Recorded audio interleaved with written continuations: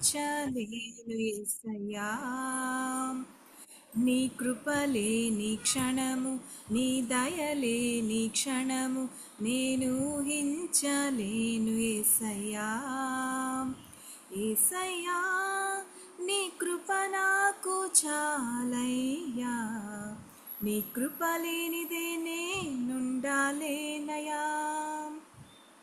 యేసయ్యా నీ కృప నాకు చాలయ్యా, నీ కృప లేనిదే నేనుండాలేనయా.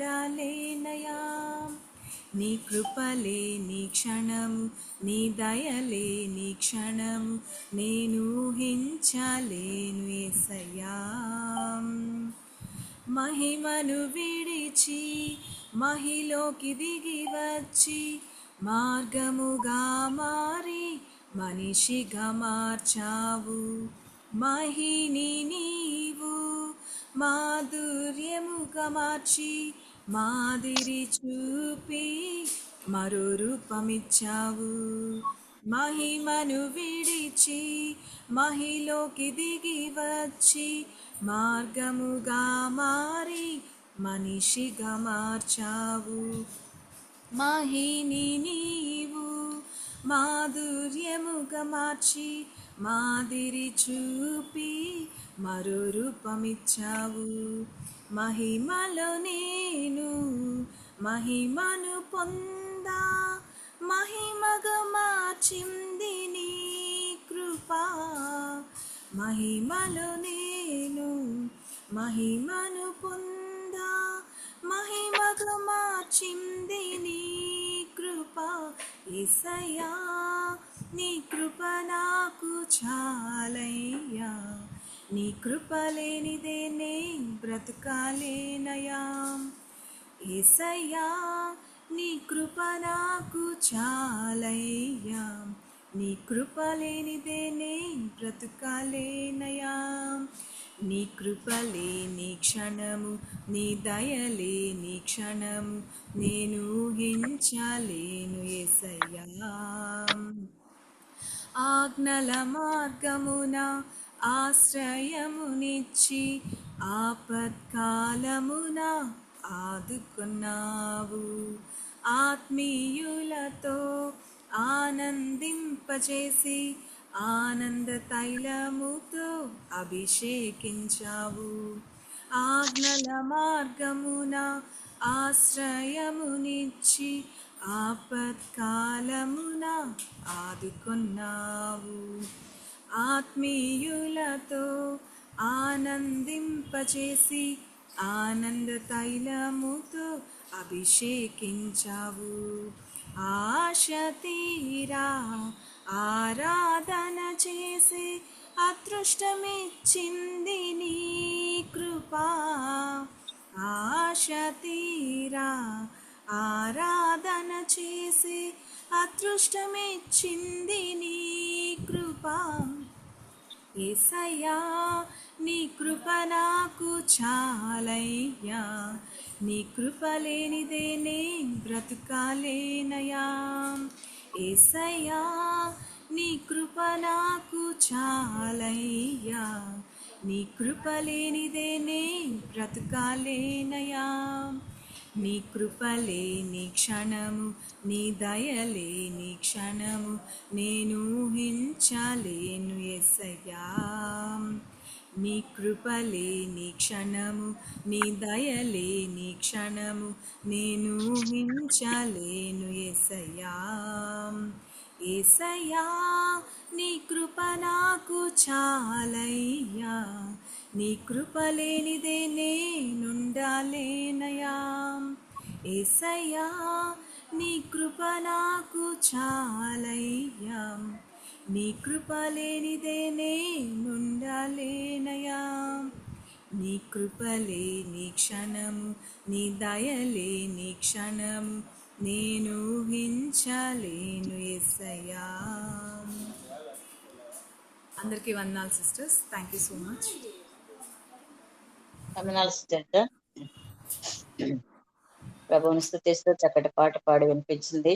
నిజమే, ఆయన కృప లేని క్షణము, ఆయన దయలేని క్షణము మనము నిజమే, ఊహించలేము. ఈరోజు మనము ఊపిరి పీలుస్తున్నామంటే కేవలము ఆయనకు మన పట్ల ఉన్నటువంటి ప్రేమ, జాలి, దయ, ఆయన కృప.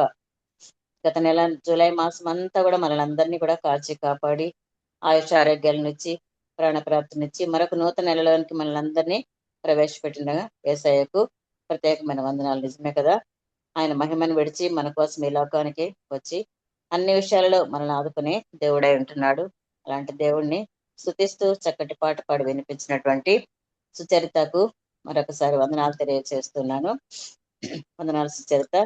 ఇప్పుడు thank you so Aruna much. Suresh అక్క గారు మనకు ఈరోజు వాక్య సందేశాన్ని అందించనే ఉంటున్నారు. వాళ్ళ కుమార్తెనే సుచరిత ఇంతసేపు పాట పాడిన అమ్మాయి. ఇప్పుడు అరుణాక్క గారు మనకి వాక్య సందేశాన్ని అందిస్తారు. అక్కను పరిచయం చేసే అవసరం లేదు, ప్రతిరోజు అక్క జూమ్ మీటింగ్ లో ఉంటారు. ఎన్నోసార్లు మనకు వాక్య సందేశాన్ని కూడా అందించారు. కాబట్టి జాగ్రత్తగా మీ సెల్ ఫోన్లను మీతో ఉంచుకొని వాక్యాన్ని వినవలసిందిగా కోరుతున్నాను. అరుణా సురేష్ అక్క, వందనాలక్క. మంజు, వందనాలక్క.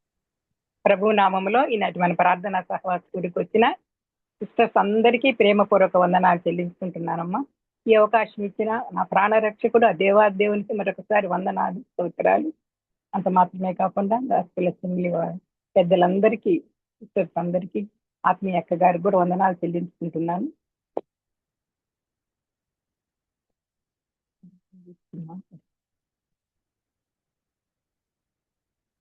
చిన్న క్విజ్ చెప్తున్నామా మంజు? చిన్నది మంజు, కొంతమంది వచ్చారా? చెప్పండి అక్క. ఉన్నారు 27 ఉన్నారు. చిన్న క్విజ్, ఎందుకంటే కొంచెం వచ్చిన వాళ్ళు కొంచెం ఉత్సాహం ఉంటుంది. మన తెజక్క గారి క్విజ్ అంటే నేను ఎన్ని పనులున్నా తక్కువని. సరే, నంబర్ 1 క్వశ్చన్, ఈజీ క్వశ్చన్స్ నా వాక్యానికి ఆధారంగా. ఆదాము ఎవరి కుమారుడు? ఇది చెప్తే సర్ప్రైజ్.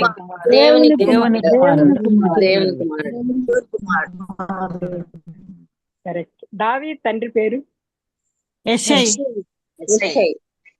కరెక్ట్. ఆకాను ఎవరి కుమారుడు? ఆకాను యెహోషువ గ్రంథంలో ఉంటాడు, 7వ అధ్యాయం. కర్మీ కుమారుడు. యోనా ఎవరి కుమారుడు? కుమారుడు. ఈ చిన్న క్వశ్చన్, ఆజ్ఞాత క్రమమే పాపము, ఇది మనకు ఎక్కడ దొరుకుతుంది బైబిల్లో?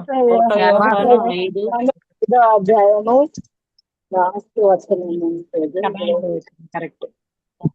తప్పిపోయిన కుమారుని గురించి చెప్పుకుంటున్నాం కదా, ఇది మనకు సువార్తలు, ఏ సువార్తలు కనిపిస్తుంది?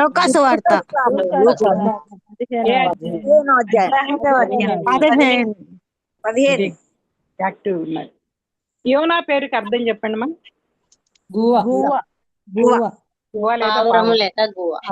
అవును, కరెక్ట్. ఒక మన పాట కూడా ఉంటుంది, సంపదింపకుండా ఇద్దరు కూడి నడుతురా అని చెప్పినాడు ఒక ప్రవక్త. ఆ ప్రవక్త పేరు ఏమైనా గుర్తుందా? 3:3.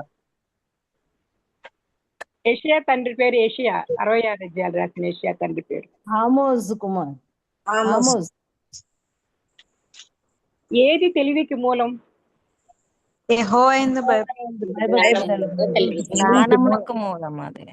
తెలివికి మూలం. కరెక్ట్. ఎవరు అపహాసకుడు?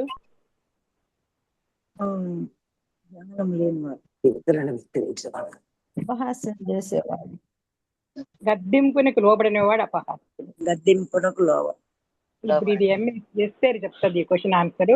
ఒకే పదాలు ఉంటాయి ఈ కీర్తనలో. ఆ కీర్తనలు ఎన్ని? ఏ కీర్తనలు? 14:53 అనుకుంటా. కరెక్ట్. రసజ్ఞాన ఎవరు చెప్పింది? రసజ్ఞ నేనే ఈ రోజు మీరు అడిగిన వాటికి చెప్తున్నా, ఈజీ అడుగుతున్నారు. యజమ్మక్క ద్వారా పంపిస్తారు. దుర్మార్గులకు కంఠహారంగా ఉంటుంది, ఏంటి చెప్పండి?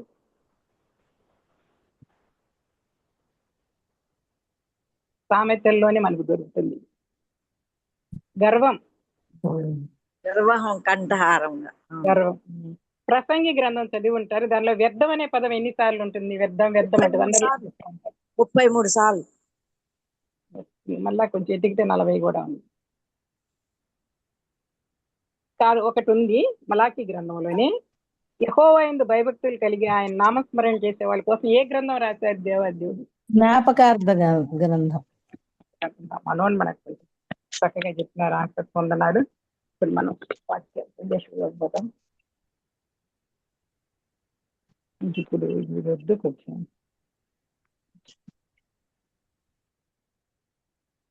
ఈనాటి మన వాక్య సందేశం కోసం సామెతల గ్రంథం 28వ అధ్యాయం 13వ వచనం.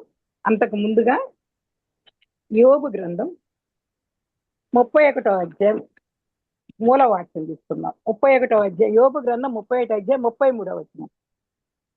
ఆదాము చేసినట్లు నా దోషములను దాచిపెట్టుకొని మహాసమూహమునకు భయపడియు కుటుంబముల తిరస్కారమునకు జడిసియు నేను మౌనముగా ఉండి ద్వారము దాటి బయలువెళ్ళక రొమ్ములో నా పాపమును కప్పుకొని నెడల పరమునున్న దేవుని దృష్టికి నేను వేషధారిన వదును. ఇది కీ వర్షన్ మనకి ఈరోజు. అలాగే 28:13 ఇది అందరికీ తెలిసిందే కంఠస్థ వాక్యం. అతిక్రమములు దాచిపెట్టేవాడు వర్ధెల్లుడు, వాటిని ఒప్పుకొని విడిచిపెట్టేవాడు కరం పొందను. చిన్న మాట ప్రార్థించుకున్నామా. మహాపరిశుద్ధుడు మహోన్నతుడు నిత్య నివాసైన మా ప్రియ పరలోకపు తండ్రి, మితిలేని ప్రేమ కృపా కనికరించదు. గత సంవత్సరం అంతా కాపాడాడు. గత 7 మాసములు ఎన్నెన్నో సమస్యలు, ఎన్నెన్నో బాధలు ఉన్నప్పటికీ వాటన్నిటిని నెట్టేసి ప్రభు ఆగస్టు మాసం 1వ తారీఖులో మమ్మల్ని సజీవ లెక్కలో చేర్చింది. మరొకసారి వందనాలు, కోటాన కోట్ల కృతజ్ఞతాస్తుతులు స్తోత్రాలు చెల్లించుకుంటున్నానయ్యా.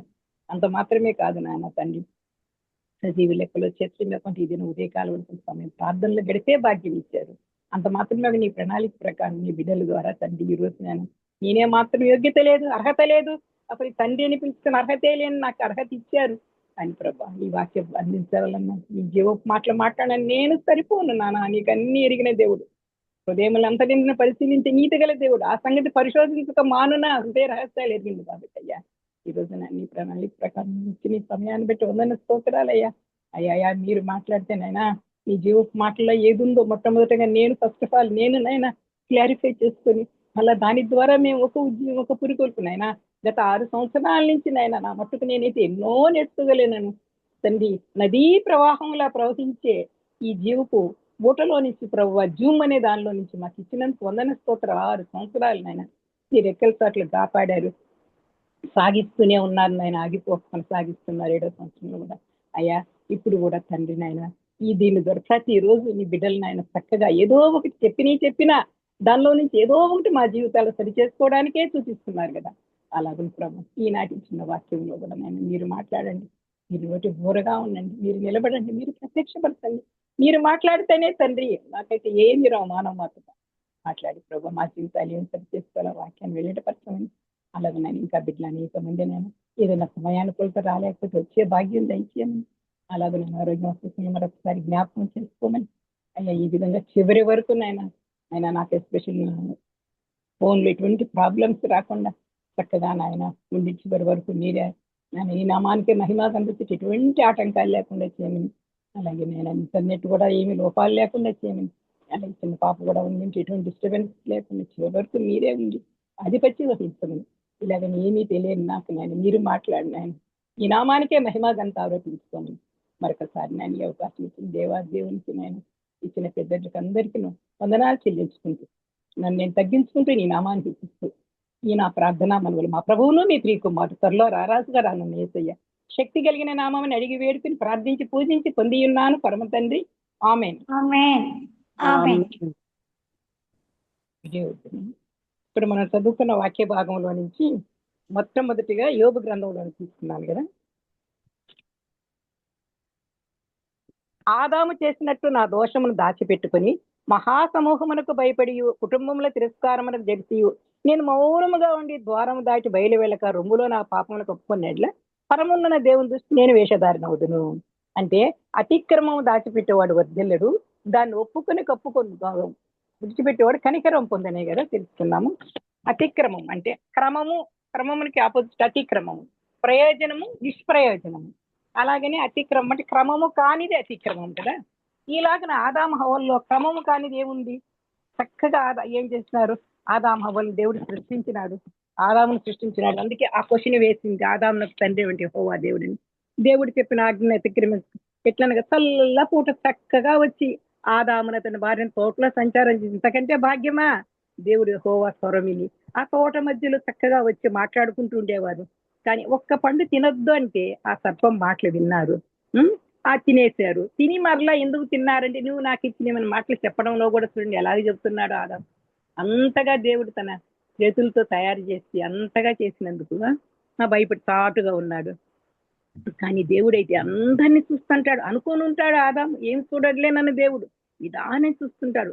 వాళ్ళు తప్పక శ్రమ పొందుతారు. ఎందుకంటే చూడండి యెషయా గ్రంథం 29:15 ఒకసారి యెషయా గ్రంథం 29 దేవుడు ఎలాగ చూస్తాడో మనం 29:15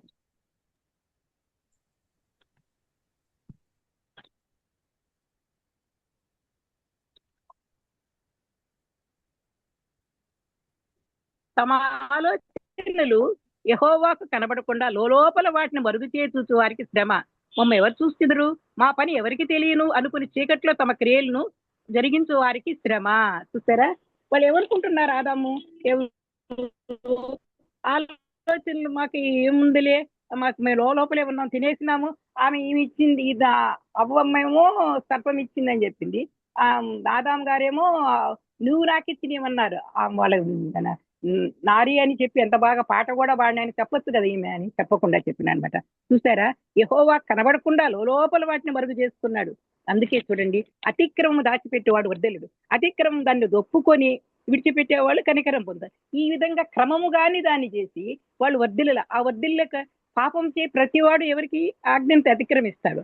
ఆజ్ఞాతిక్రమే పాపం కదా, పాపం చేసినట్టే వీళ్ళు. వాళ్ళల్లో చాలా మంది ఉంటారు ఈ లోకంలో, అతిక్రమం చేసే వాళ్ళు ఉంటారు, చేసిన తర్వాత తప్పును ఒప్పుకొని దాటి వదిలిపెట్టేస్తే కనికరం పొందుతారు.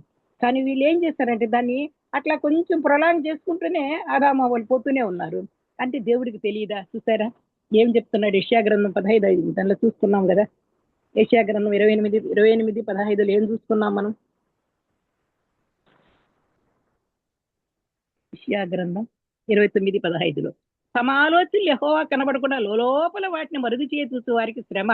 మమ్మ ఎవరు చూస్తారులే, ఈ పని చేస్తుంటే తెలియనా అనుకుని చీకట్లో తమ క్రియలు జరిగితే. చాలా మంది మానవ మాత్రులు మనం ఇప్పుడున్న రోజుల్లో కూడా లోపల ఏదో చేస్తుంటారు, మమ్మల్ని ఎవరు చూస్తుంటారులే, ఇప్పుడు కనిపిస్తా లేదు కదా అని అనుకుంటూనే ఉంటారు. కానీ ఆయన దేవాదేవునికి తెలియదా? ఆయన చూడడా? ఆయన అన్ని చూసే దేవుడు కదా.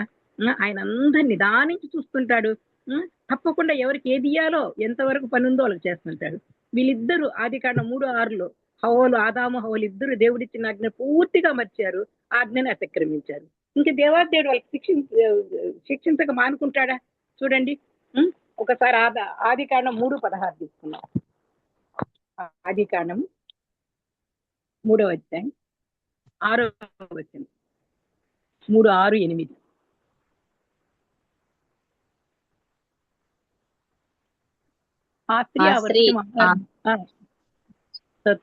స్త్రీ ఆ వృక్షము ఆహారమునకు మంచిది, కన్నులకు అందమైనది, వివేకమిచ్చు రమ్మమైనది నయుండుట చూచినప్పుడు ఆమె దాని ఫలములలో కొన్ని తీసుకుని తిని తనతో పాటు తన భర్తకును ఇచ్చెను, అతడు కూడా తినెను. అప్పుడు వారిద్దరి కన్నులు తెరవబడెను. వారు తాము దిగంబరులమని తెలుసుకుని అంజూరపు ఆకులు కుట్టి తమకు కచ్చడములను చేసుకునిది. చల్లపూటను ఆదామును అతని భార్యయు తోటలో సంచరించుచున్న దేవుడైన యెహోవా స్వరమును విని దేవుడైన యెహోవా ఎదుటికి రాకుండా తోట చెట్ల మధ్య దాగుకొనగా. చూసారా ఎంత చక్కగా అన్ని తిని ఒక్కటే తినమని చల్లటి పూట ఎంతో చక్కగా వచ్చి మాట్లాడేవాడు. మనతో ఎవరు మాట్లాడతారు? అవసరం అన్నప్పుడు ఎవరైనా అసలు రక్త సంబంధికులే మాట్లాడే రోజుల్లో.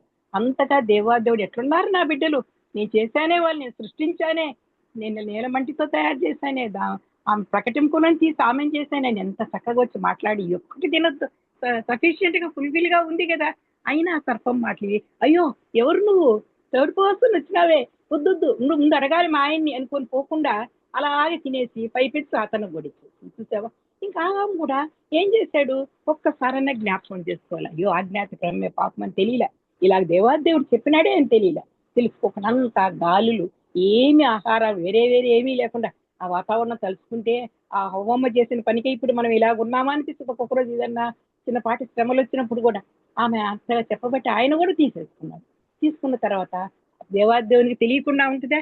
యెషయా గ్రంథం లోపల మనం అనుకుంటాం కానీ దేవాదేవుడు తప్పకుండా అన్ని తెలుసుకునే దేవుడు. ఆయన తెలుసుకొని ఉంటాడు కాబట్టి ఆ 15వ వచనం మనం తెలుసుకున్నట్టు యెషయా గ్రంథంలో తమ ఆలోచనలు యెహోవా కనబడకుండా ఉంటాయిలే, మనం తింటే తిన్నామని అనుకోండి కావా తొందరగా తీసుకోపోయి వాటిని బయటకు చూపించకుండా ఉండే వాళ్ళకి శ్రమ. మమ్మల్ని ఎవరు చూస్తున్నారులే, మేము తినేస్తాము, మా పని ఎవరికి తెలుస్తుందిలే. చీకట్లో తమ క్రియలు జరిగించు వారికి శ్రమ. వీళ్ళకి శ్రమ వచ్చిందా లేదా చెప్పండి, మా శ్రమ వచ్చిందా లేదా? ఆదాము అవ్వకి ఇద్దరికి శ్రమ వచ్చింది కదా, చూసారా? అప్పుడు ఆదాము దేవాదేవుడు వచ్చినాడు అన్నమాట. అప్పుడు ఏం చేసినాడు? ఏదేను తోటలో ఆదాము చెడగా ఆ దేవుడేంచే యెహోవ ఎదుటాను ఆదాము దాగెను, యెహోవ ఎదుటాను ఆదాము దాగెను, అటులాని నీవును దాగేదవా. చూసారా? ఆ తప్పు చేయబట్టి, ఆ అతిక్రమం అంటే క్రమము కానిది అతిక్రమం, ఆ క్రమం తప్పాడు కాబట్టి ఏం చేశాడు? ఏదైనా తోటలు చేసుకుంటూ వచ్చాడు చల్లటి పూట. మళ్ళా తెలుసు దేవాదేవునికి, వస్తే రాలేకపోయినాడు. అంతే కదా, మనం కూడా ఏదన్నా పొరపాటు చేసి ఎవరినైనా మాట అంటే త్వరగా ఎదురుపడలేం కదా. అలాగొచ్చారు. వచ్చిన తర్వాత ఏమైంది చూశారు. అప్పుడు ఏంటి ఇదంటే ఇలాగ చెప్పి, కానీ డైరెక్ట్ గా చెప్పట్లేదు ఆదాము కూడా, నువ్వు నాకు ఇచ్చిన స్త్రీ. అది ఎంత పొరపాటు కదా. అలాగున అతిక్రమం దాచిపెట్టుకోడు. వర్దెల్లుడు లిస్ట్ లో ఉన్నారంటే ఫస్ట్ ఆదాము అవ్వలే. భయపడ్డారు, చెట్టు చాటుకు దాక్కున్నారు. కానీ దేవునికి తెలియదా ఎలాగుంటారు వాళ్ళు? మాకు తెలియదే, చీకట్లు ఉన్నాం అనుకున్నాం. దేవుడిచ్చిన ఆజ్ఞ పూర్తిగా మర్చిపోయినారు, ఆజ్ఞని అతిక్రమించారు, చెట్టు చాటును తాగారు. అయితే వాళ్ళకి దేవుడు శిక్ష తప్పకుండా ఉంటుంది. ఆజ్ఞాతిక్రమమే పాపం. పాపం చేయవాడు ప్రతివాడు ఆజ్ఞ తిరస్కరించాడు, శిక్ష తప్పకుండా. పాపాన్ని క్షమిస్తే పాపిని మాత్రం క్షమించడు దేవాదేవుడు. చూసారా? అప్పుడు తర్వాత ఏం చెప్పాడు ఇంకా వాళ్ళకి? అదే దీనిలో మనం చూసుకుంటే ఆయన స్త్రీతో ఏం చెప్పినాడంటే 16వ వచనం చూసుకున్నాం. నీ ప్రయాసమును నీ గర్భవేదన నేను మిక్కిలి హెచ్చించదును, వేదనతో పిల్లల కందు నీ బెత్తళ్ళు నీకు వాంచి కలుగును, అతన్ని నీళ్ళు నుంచి. ఇప్పుడు చూస్తే రామకి ఇచ్చిన శాపం ఏంది? ఎవరైనా ఇప్పటికైనా ఏదో మామూలు సిజరిన దైనో లేక మిగతా వాళ్ళందరూ 9 మాసాలు మోసినా, ఎంత పెద్ద రిచ్ పీపుల్ అయినా, రిచ్ పర్సన్ అయినా కూడా, ఆమె అయినా కూడా, ఎంత బలవంతురాలైనా తప్పకుండా వేదన పడాల్సిందే, ప్రసవ వేదన పడాల్సిందే, బిడ్డల్ని కనాల్సిందే. అటువంటి శాపాన్ని మనకు అవ్వమ్మ తీసుకొచ్చిందన్నమాట. అలాగని అతను గొడిచినాడు. నువ్వు ఏం చేస్తావంటే ప్రయాసతో నువ్వు బ్రతుకు దినములని నీ కోసం నేల శపింపబడింది, నేలలో నుంచే తీసింది ఆ మన్నుతోనే. ప్రయాసంతో నువ్వు బ్రతుకు దినములన్నీ దాని పంట తింటావు. ఆ ముండ్ల తుప్పలను గచ్చ పొదలు నీకు మునిపిస్తాయి, పొలములో పంట తిందు. నీవు నేలకు తిరిగి వచ్చే వరకు చెమట కార్చకుండా ఆహారం తినవు, ఎందుకంటే నువ్వు నేల నుండి తీయబడుతుంది, నీవు మన్నే గనక మన్నే అయిపోదు అని చెప్పినాడు. ఎంత పెద్ద ఐఏఎస్ కాదు, officials, IPS officers, even ministers also ఏదన్నా పనులు పోయిన ఖచ్చితంగా వాళ్ళు చెమట వచ్చాల్సింది. నేను అనుకుంటుంటాను ఆనాడు ఆ దేవాదేవుడు ఇచ్చిన ఆ శాపం ఖచ్చితంగా జరిగి తీరుతాయి కదా నాయన అనుకుంటుంటా. తప్పకుండా ఆయన కోసము ఇప్పటికి కూడా ఎంతున్నా ఆ ప్రయాస పోలేదు. వాళ్ళు ఆ విధంగా ఆ దేవుడిచ్చిన శిక్షని ఖచ్చితంగా ఉన్నారు. నీవు నేలకు తిరిగి చేరే పనితో నీ ముఖం చెమట కాచేస్తుంది అన్నాడు. చూసావా? ఈ విధంగా ఆ దేవుడు చెప్పిన ఆ మాటలు వినుంటే వాళ్ళు ఎంత బాగా ఆ మహిమ వస్త్రాలు ధరించుకునేవాళ్ళు. ఆ విధంగా చక్కగా చల్లపూట వేసే దేవాదేవుడు వచ్చి మాట్లాడేవారు. ఆ చక్కటి పండ్లు, ఆ పలహారాలే దీని బాగా ఈ మధ్య ఉండేది అంతా కలుషితంతో కూడిందే. ప్రతిరోజు ప్రార్థన చేసి, అయ్యా నిష్కల్మషుడా, కలుషితమని ఈ లోకంలో ప్రతి పదార్థం, ఈవెన్ ఎవ్రీ ఫ్రూట్ కూడా కలుషితమేనంట. అలాంటి లోకంలో జీవిస్తున్నాం మనము. అప్పుడు ఎంత చక్కటి లోకంలో ఉన్నారు, ఎంత చక్కగా ఉండేవాళ్ళు. మంచి ఆహారం తీసుకుంటుంటే పండ్లతో వాళ్ళు ఆ పని చేస్తే చేసిన ఒప్పుకుంటే సరిపోయింది. ఒప్పుకోలే, ఆమె మీద ఈయన మీద ఆయన చూస్తున్నారు. అందుకే అంత ప్రయాసపడ్డారు.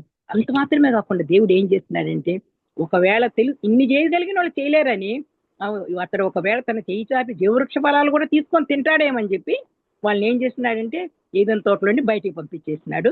మళ్ళా ఏమైనా వచ్చేస్తారేమనుకుని తూర్పు దిక్కున కెరూబుల్ని జీవవృక్షానికి పోయే మార్గం కాచుటకు అటు ఇటు తిరుగుతున్న ఖడ్గ జ్వాలను నిలబెట్టినాడు.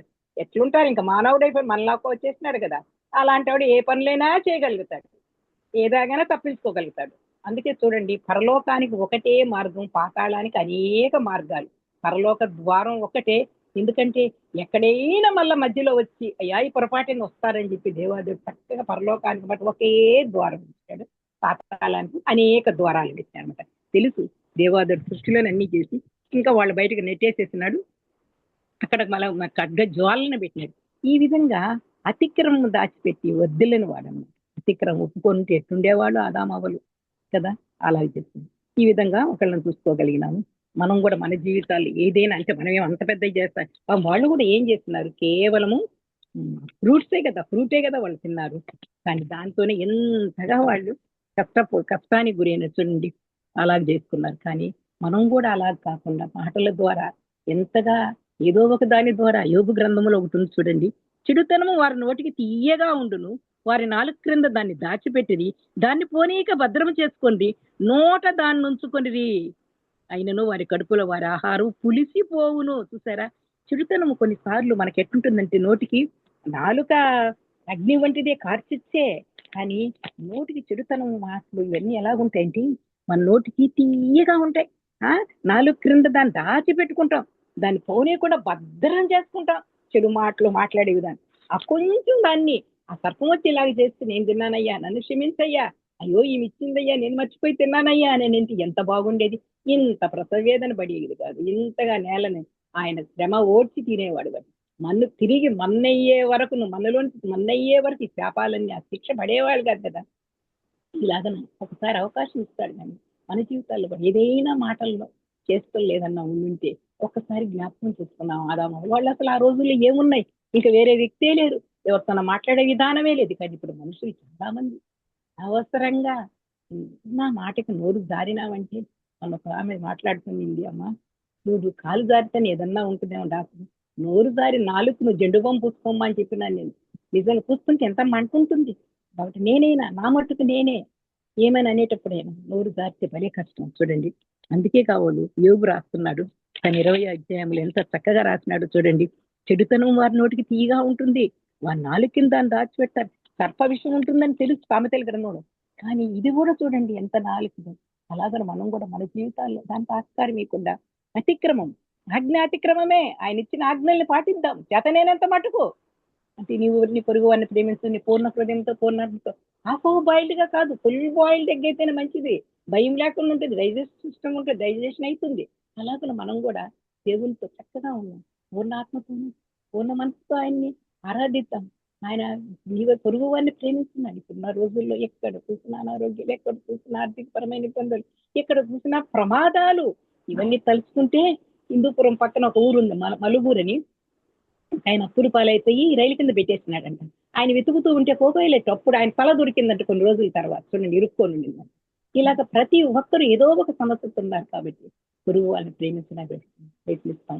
మనం కూడా అలాగను కాకుండా అతిక్రమాలు దాచిపెట్టకుండా ఆజ్ఞలు పాటిద్దాం.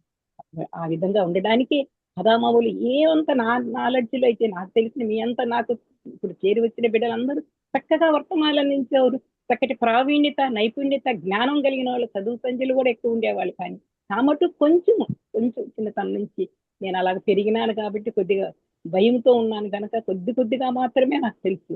దానిలో నేను అనుకుంటాను అంతగా ఎక్కువ పాపం తప్పు ఏమి చేయలేదు. తెలుసుకున్న మానవాళ్ళు ఎంత తప్పులు చేస్తుంటాం కదయ్యా, నేను కూడా అతిక్రమాలు ఎక్కువ చేస్తుంటాం కదా, నేను దాచిపెట్టుకుంటే ఎలాగయ్యా అని అనుకుంటుంటాను కదా. చూసారు కదా. అదే విధంగా యోబు గ్రంథం 31-33 ఒకసారి రత్నమ్మ తీసినావు, చదువుతావా? అతడు పెట్టిన భోజనం తిని తృప్తి పొందని వానిని చూపింపగల వారెవరని నా గుడారమందు నివసించేవారు. యోబు గ్రంథము 31-33 నేను చదువుతానులేమ్మా. ఆదాము అతని ప్రాణంలో నేను శపించలేదు, కాదు, ఆదాము చేసినట్టు నా దోషములు దాచిపెట్టుకొని మహాసమూహమునకు భయపడియు. చూసారా, అప్పట్లో ఆదాము దాచినట్టు దోషాలు కప్పుకున్నాడు, ఆ చిన్న తప్పే నువ్వు నాకు ఇచ్చిన ఈమె అన్నాడు.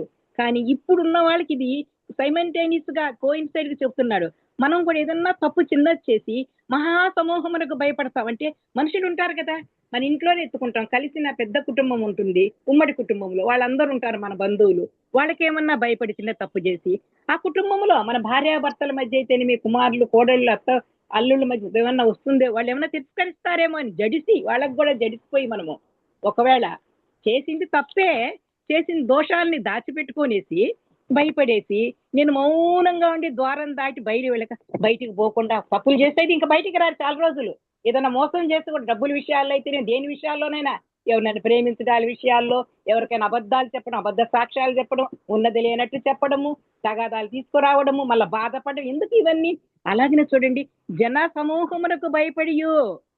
జన సమూహం అంటే మహాసమూహం అంటే ఎంతో మంది సమూహం ఉంటారు ఈ లోకంలో. అప్పుడైతే కొంతమంది ఆదాము వాళ్ళు ఉన్నారు, దేవాదేవుడు వచ్చేవాళ్ళు. అక్కడ చెట్లు వృక్షాలు అవే ఉండేది. ఇక్కడైతే ఎంతో మంది మనుషులు ఉంటారు. మానవ మాతృలుగా మనం అందరము యాజ్ ఏ హ్యూమన్ బీయింగ్ గా మనం ఏదన్నా పొరపాటు చేసి దాన్ని లోపల దోషాలు దాచిపెట్టుకొని ఒకవేళ మాకేముంటాయి అక్క దోషాలు, మేమేం తప్పులు చేయము అంటే వాళ్ళు ఓకే. బట్ ఎవరికైనా నీతిమంతుడు లేడు, ఒక్కడు లేని కలిగించట చిన్న మాట, చిన్న జలస్, చిన్న వాడపైన ఒక చిన్న మాట చెప్పా, ఈవెన్ ఊరికే సపోజ్ ఫర్ ఎగ్జాంపుల్ ప్రేయర్ ఎక్కువ చేసి అబ్బాయి ఇంతసేపు చేస్తారు, ఇది కూడా ఆయనకి కోపమే, అది కూడా దోషమే, అతిక్రమమే. అది కూడా ఆ మాట ఇప్పుడు నేను అనుకున్నాను, అయ్యా నన్ను క్షమించి అంటూనే ఉంటా. ఎందుకంటే నా సమయం నా పనికి మళ్ళీ కష్టం పాప వస్తుందని, అలాగే నాకు ఆశ ఎక్కువ, త్వరగా కావాలని. అలాగున భయపడి కుటుంబముల తిరస్కారం మనకు జడిసి ఇంట్లో వాళ్ళు ఏమైనా అంటారేమో, నేను తప్పు చేసినాను ఆయన జడిసిపోయి భయపడి, జడిసంటే భయపడి అమ్మోళ్ళు ఏమైనా అంటారో, మన బిడ్డలు ఏదన్నా పొరపాటు చేసి వస్తారు. ఈ మధ్య కాలంలో ఎక్కువ మంది హబ్బులు పబ్బులు అని పోతూ అక్కడక్కడ తిరుగుతూ, అమెరికాలో కూడా వాళ్లే డ్రైవ్ చేసుకుంటూ బహు జాగ్రత్త కలిగి వెళ్ళాలంటే పాపం చేస్తుంది మా పాప. వెళ్లకుండా ఎట్లంటే అటు వెళ్ళడము, ఎక్కడ చూసినా ఇది చనిపోతే మళ్ళీ ఇక్కడి నుంచి ఎంత కష్టపడి పంపించుంటారు ఎంఎస్ చేసి అక్కడికి చూడండి.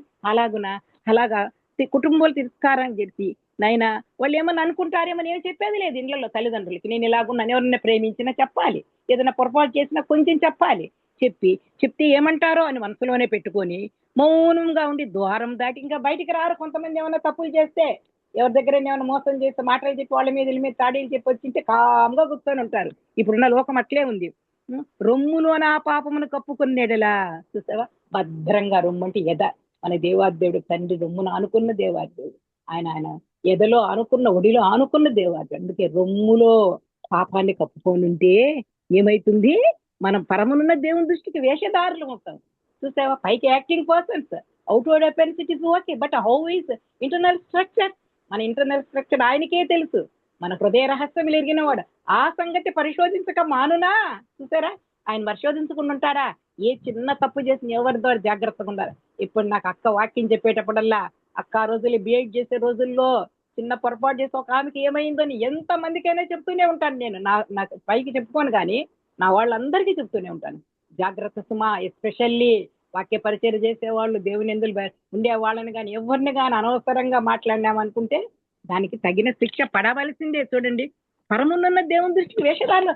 పైకి బాగుంటాము, నేనేమిలే బాగున్నాను బైబిల్ చదువుతున్నా అలాగనుకుంటాం, కానీ కాదు, వేషధారి. వేసి అయినా పరలోక రాజ్యం చేరగలదన్నాడు కానీ దేవాదేవుడు వేషధారి చేరదంట. యాక్టింగ్ పర్సన్స్ ఉండకూడదు, వేషధారి జీవితం ఉండకూడదు. ప్రతి దానిలో ఆయన ఆజ్ఞలకు లోబడదాము, విశ్వాసంతో ముందుకెళ్ళదాము. ఎందుకంటే ఇప్పుడున్న రోజుల్లో అలా ఉండడానికి మనకు అవకాశం లేదు. ఎన్నో శ్రమలు, సాతాండు ఎన్నెన్నో ఉరులు కొడుతున్నాడు, గాలాలు వేస్తుంటాడు. కొంతమంది చూడండి, ఒక అమ్మాయి పని చేస్తే ఆమె కొడుకు చనిపోయినాడు, మళ్ళా బుట్టు పెట్టుకొని వచ్చింది మన డబ్బులకి. ఏంటి ఇలాగొచ్చావంటే వాళ్ళ అత్తగారు అలాగన్నారంటే, ఏం దేవుడు మీ దేవుడు చూసారా, ఇలా భయం చేసేస్తున్నాడు సాతానుడు. కాబట్టి ఏం చేసినా అదేమైతుందంటే పైకి యాక్టింగ్ గా ఉంటుంది, వేషధారి జీవితం. వేషధారు అందుకే కాబోలు ఎందుకబ్బా రాహాబు వేస్తని ఆయన వంశావళి లిస్ట్ లో కూడా పెట్టినాడని ఒక చిన్న డౌట్ వస్తుంది. ఎవరితో నేను క్లారిఫికేషన్ చేస్తున్నాను, డిస్టర్బెన్స్ చేయకూడదని అర్థం అంట క్వశ్చన్లు అడగను. ఈలాగన వాక్యం ఉంది, వేషధారుల కన్నా వేస్తేనైనా చేరుతుంది నా రాజ్యం అని చెప్పగలిగినాడు.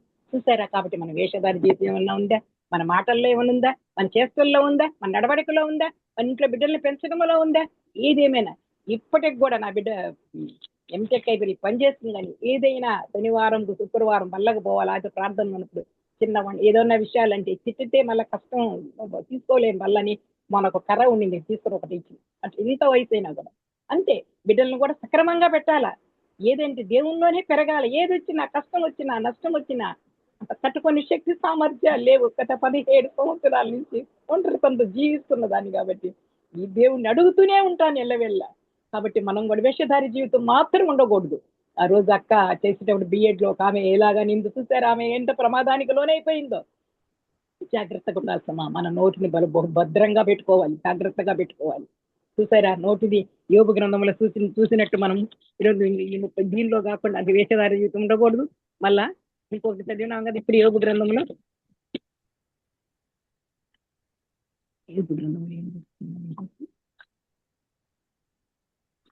ఏదక్క యోబు గ్రంథము చెడుతనం, యోబు గ్రంథము 20:15-12 చూస్తున్నాను. చెడుతనము నా నోటికి తీయగా ఉండును, వారు నాలుక్రం దాన్ని దాచిపెట్టి దాన్ని పోనీక భద్రం చేసుకొని నోట దాన్ని ఉంచుకొని. చూసారా, ఆ మాటలు వాళ్ళకి తీయగా ఉండింది, నాలుగు కింద పెట్టుకున్నారు. నిజం చెప్పేస్తుంటే వాళ్ళకి ఆ శిక్ష వచ్చిండేది కదా, ఎవరికైనా రాదు, ఇన్ జనరల్ గా మనకు కూడా రాదు. కాబట్టి మనం భద్రంగా ఉంది కదండి, మన నాలుకని నోటిని జాగ్రత్త పెట్టుకున్నాం. తీయగా ఉండొచ్చు, బట్ దానివల్ల వచ్చే పర్యవసానము చాలా కష్టం. ఏనా ఏనా అప్పుడు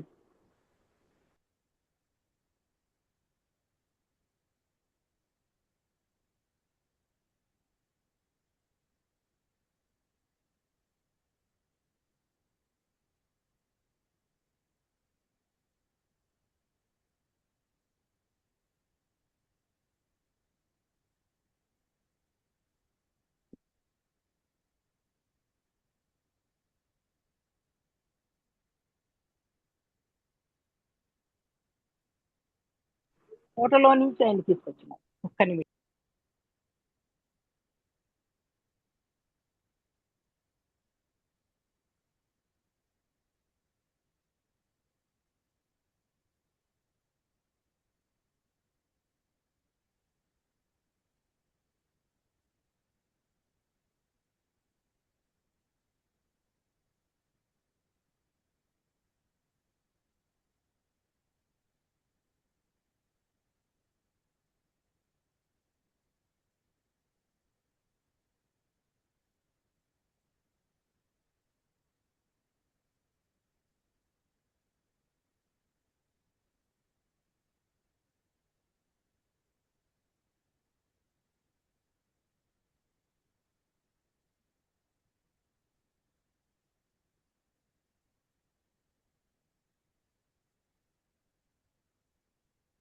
సారీ అమ్మా, కొంచెం పాప ఏడుస్తుంది ఎందుకో, అందుకని పోయినాను.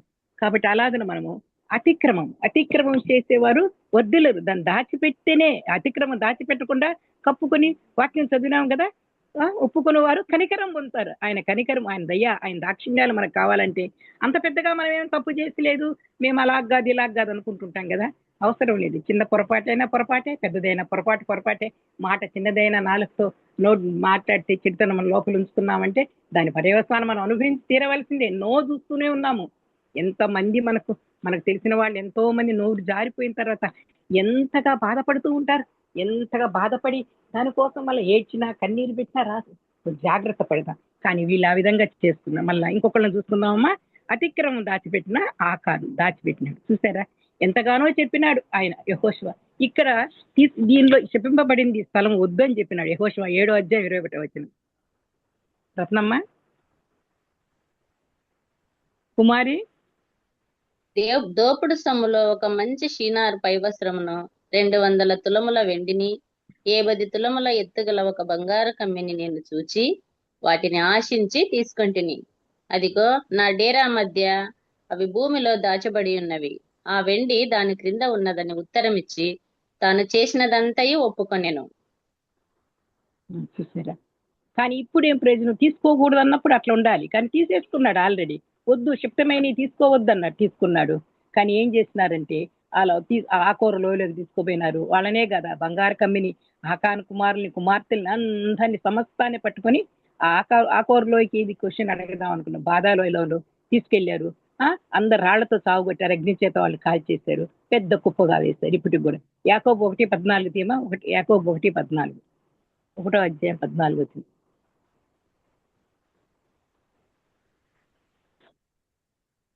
ప్రతివాడును తన స్వకీయమైన దురాశ చేత ఇవ్వబడి మరలు కొల్పబడిన వాడై శోధింపబడును.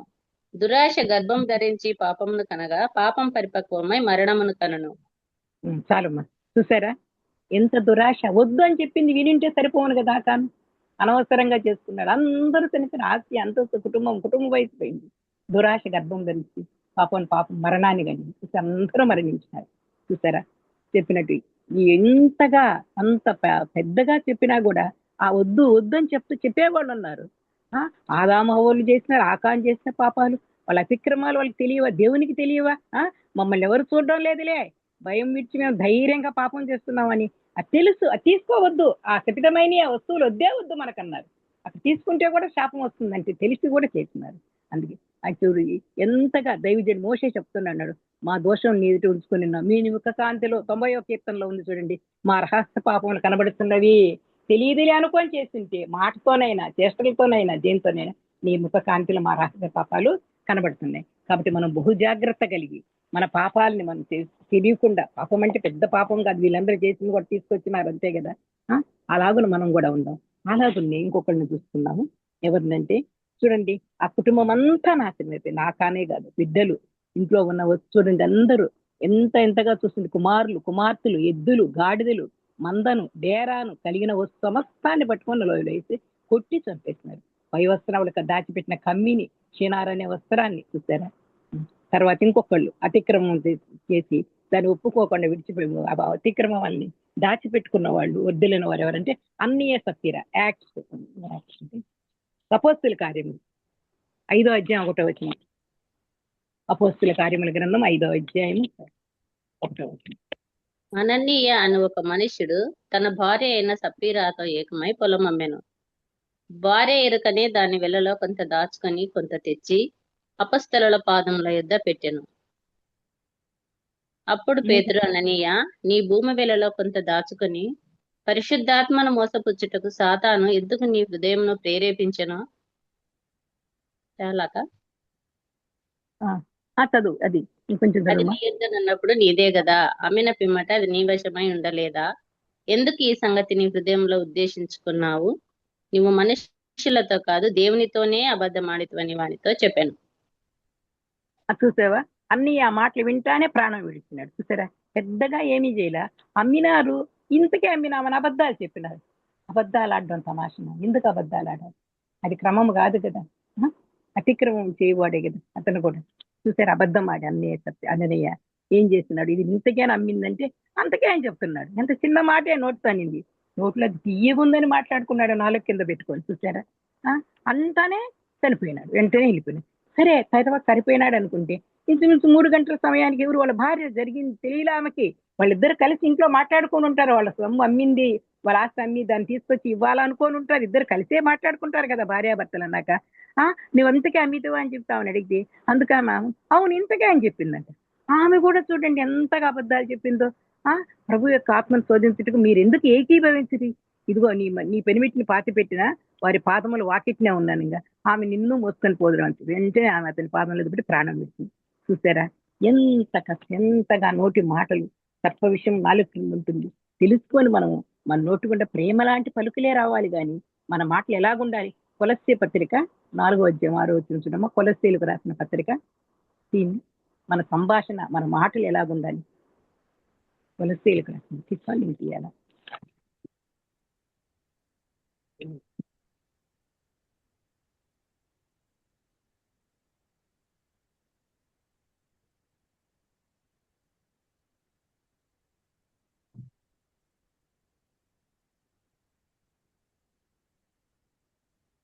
కొలస్సై 4:16 అక్క. 16 కాదు 6 4:6 4:6 ప్రతి మనిషినికి ఎలాగో ప్రత్యుత్తరం ఈ సంభాషణ ఉప్పు వేసినట్టు ఎల్లప్పుడు రుచిగలదిగాను కృపాసహితముగాను ఉండనీయుడి.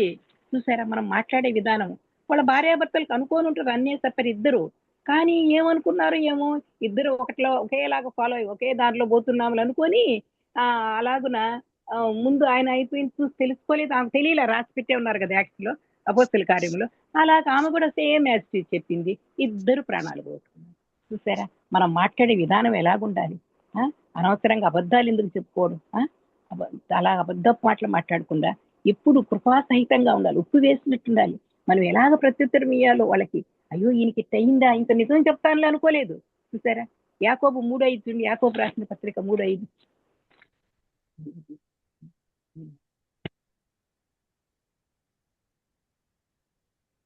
అలాగున నాలుగు కూడా చిన్న అవయవమైన బహుగా అదిరిపడను.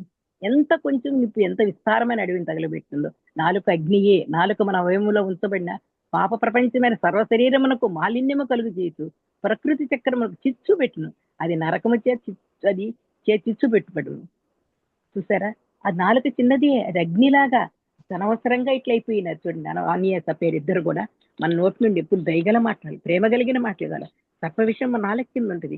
మన నాలుక, మన నోరు చాలా జాగ్రత్తగా కాపాడుకున్నాం. అనవసరంగా ఇద్దరు చూసారా, ఇద్దరు ప్రాణాలు పోయి. కాబట్టి మనం అతిక్రమం దాచిపెట్టి వాడు వద్దు దాన్ని కప్పుకొని వాడే కప్పుకొని కనికరం పొందింది కదా, వీళ్ళు కూడా కనికరం పొందలేకపోయినారు. ఆదామవ్వలు లేదు, ఆకాను లేదు, అన్ని సప్పీరాలు కూడా ఇలాగైపోయినారు.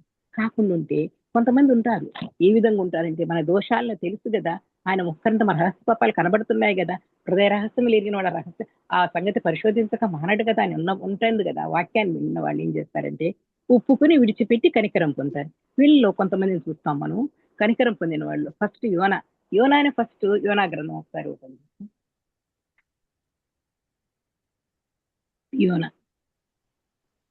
యోనా యెహోవా కమిత్తే కుమారుడని యోనాకు ప్రత్యక్షమైన నీనివే పట్టణస్థల దోషము నా దృష్టికి ఘోరమైన గనుక నీవు లేచి నీనివే మహాపట్నం పోయి దానికి దుర్గతి కలుగనని ప్రకటింపుము అని చెప్పినాడు. వాళ్ళ పట్టణస్థల దోషము దేవుని దృష్టికి మహాఘోరంగా కనిపిస్తుంది. ఇంకేమైపోతారా, పట్టణం అంతా ఇదే ఇలాగే పాడైపోతుందేమో అనుకొని అక్కడికి వెళ్ళమని చెప్పినాడు అనమాట.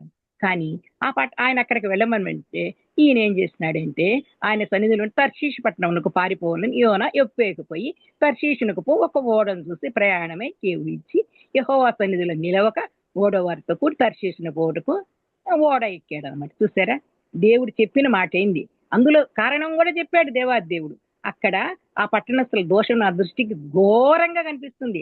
ఆ పట్టణము మహా పెద్ద పట్టణము. ఎలాంటిదంటే అంతా విలువైన విగ్రహాలంట. 15 ముఖద్వారాలు ఉన్నాయంట ఆ పట్టణానికి. ఒకసారి యోనా గురించి చెప్పినప్పుడు 4 రథాలు ఒకేసారి ఆ దారిలో పోతుంటాయంట. అంత గొప్ప పట్టణం, ధన సంపత్తి కలిగిన దేశము.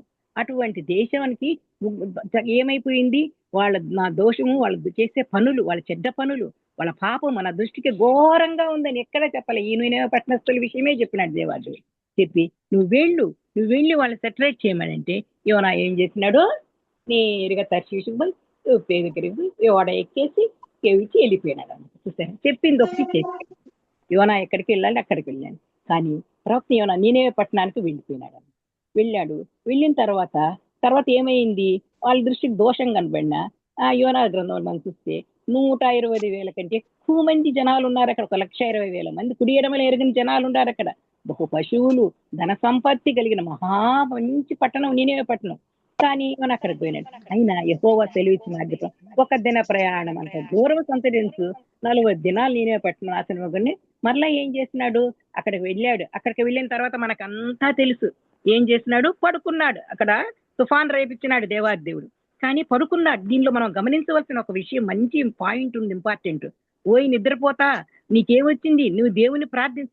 అందులో తక్కువగా ఫీల్ అయిపోయి తప్పు చేసినాడు కాబట్టి దేవుడు చెప్పిన మాట అడుగు భాగం అంటే ఏంది, తక్కువ, లీస్ట్. మనకి ఎక్కడన్నా చాలా తక్కువ ప్రైజ్ వచ్చినా ఒకలాగా ఫీల్ అవుతాము.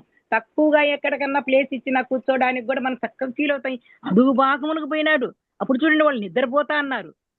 అప్పుడు ఈయన ఏమనుకున్నాడు, ఎవరిని గురించి వచ్చిందని అనుకుంటే అప్పుడు ఇతన్ని అడిగితే నేను హెబ్రీయుణ్ణే, సముద్రమునకు భూమిని సృష్టికర్త అయిన ఆకాశమందుండి దేవుడైన యెహోవా యందు నేను భయభక్తులు గలవాడినై ఉన్నాను. ఆయన సన్నిధిలో నుండి పారిపోతున్నట్టు అతడు ఆ మనుషులకు తెలియజేస్తే వాళ్ళు చూడండి ఏంది నువ్వు ఈ పని చేసినావు అని అడిగి, అప్పుడు వాళ్ళు ఎంతనే ట్రై చేసినారు కానీ ఏమీ చేయలేకపోయినారు. కానీ వాళ్ళు ఒక మాట అన్నారు చూడండి, దేవుళ్ళు తెడ్లను వేసినారు, నన్ను దోసేయండి సముద్రంలో కంటే. గాలి తమకు ఎదురై తుఫాను బలం చే సముద్రం పొంగి ఉండుట వారి ప్రయత్నానికి వ్యర్థమైపోయింది వాళ్ళు చేసే పనులు. కానీ వాళ్ళు యెహోవా నీ చిత్త ప్రకారంగా నీవే దీన్ని చేసివి, ఈ మనిషిని బట్టి మమ్మును బయలు చేయకుందుగాక, నిర్దోషిని చంపితేనన్న నేరము మా మీద మోపకుందుగాక అని యెహోవాకు మనవి చేసుకొండ్రి. చూసారా, ఎంతమంది ఈ లోకంలో ఉంటున్నారు, ఎంతమంది ప్రయాణాలు చేస్తున్నారు, ఓడల్లో, ట్రైన్స్ లో చేస్తుంటారు, ఫ్లైట్స్ లో చేస్తున్నారు. కానీ అక్కడంతా ప్రమాదం వస్తే వాళ్ళు కూడా వాళ్ళ దేవుళ్ళని ప్రార్థించినారు. కానీ ఇతన్ని మాత్రం ఎవరు నువ్వు అంటే నా వల్లనే వచ్చి నేను ఒప్పుకుంటే వీళ్ళు కూడా యెహోవా అని చెప్పి దేవుణ్ణి చూడండి. చూసారా, కొంతమంది మన మాటలు, మన సాక్ష్యము, మన వే ఆఫ్ టాకింగ్ అన్నిటిని బట్టి కూడా ఓహో వీళ్ళ దేవుడు గొప్ప దేవుడు అని నమ్ముతారనమాట. అందుకే అయ్యా హిందువులు అన్నిల్లోంచి వచ్చిన వాళ్ళు చూడండి, ఏ ఊరైనా ఎంత స్టాండర్డ్ గా ఉంటారు. మనం అయితే మేం బిలీవర్, మేము ఆ మందిరం అనుకుంటాం, కానీ వాళ్ళు ఎప్పుడు అలా గర్వంగా ఫీల్ గారు. చూసారా, వాళ్ళు ఎప్పుడు కానీ మేమింత అన్ని అంటారు. ఎంత మందిని చూస్తున్నాం కదా మనం దేవుని నమ్ముకున్న వాళ్ళు చిరకాలం వరకు వాళ్ళ కార్యాంతం చివరకు ప్రథమాంకం ఎలాగున్న చరమాంకం వరకు వాళ్ళు బాగానే ఉండగలుగుతున్నారు. వాళ్ళు దేవుణ్ణి నమ్ముకుని దేవుళ్ళు భద్రంగా ఉంటారు. ఎన్ని కష్టాలు వచ్చినా నష్టాలు వచ్చినా చూడండి, అక్కడ ఉన్న వాళ్ళు ఈయన దేవుడు చెప్పిన మాట విని దేవుని మాటను తిరస్కరించి క్రమం కాకుండా అతిక్రమానికిలోకి వచ్చినాడు. కానీ మళ్ళా తెలుసుకున్నాడు అక్కడికి వెళ్ళిపోయినాక. చూడండి వాళ్ళు అంటున్నారు, యెహోవా నీ చిత్త ప్రకారం నీవే దీన్ని చేసి ఏం చేశాడు దేవదేవుడు, ఈ యోనాని మార్చి పంపించాలని చెప్పి తుఫాను పంపించినాడు. వాళ్ళు ఎన్ని తెడ్లు వేసి ఎంత చేసి ఇతన్ని బయటికి తీసేయాలనుకున్నాతో నన్ను నెట్టేయండి లోపలికి అనుకున్నారు. కానీ చేయాలనుకున్న వాళ్ళకి చేతగా లేకపోతే, నైనా తండ్రి ఈ మనిషిని బట్టి మమ్మల్ని ఏమి చేయకుందు దాకా నిర్దోషిని చంపిదేమన్నా. చూసారా, అతనిలో దోషం లేదని కూడా కనుక్కుంటున్నారు.